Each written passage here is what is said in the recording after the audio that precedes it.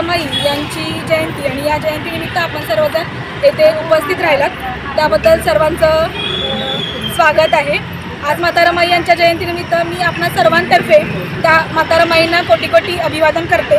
त्याचबरोबर माता रमाई महिला मंडळ यांच्यातर्फे आज इथे जिलेबी वाटप कार्यक्रम आयोजित केलेला आहे। त्याचबरोबर आपल्या इथे आज रथ देखील आलेला आहे, तर त्या रथाचं देखील आपण येथे स्वागत केलेलं आहे। तर उपस्थित सर्व उपासक उपासिका बालबालिका यांचं पुन्हा एकदा स्वागत। आज माता रमाई यांची 126वी जयंती, ही जयंती संपूर्ण देशभर साजरी होत असताना या ठिकाणी संपूर्ण सातारा जिल्ह्यामध्ये रिपब्लिकन पार्टी ऑफ इंडिया हे दीपक भाऊ निकाळजे गट यांच्या मार्गदर्शनाखाली आम्ही संपूर्ण सातारा जिल्ह्यातून कराड तालुका तसेच पाटण वाई महाबळेश्वर सर्व तालुक्यातून चित्ररथाचं नियोजन करून सातारा येथे त्या चित्ररथाची सांगता होणार आहे।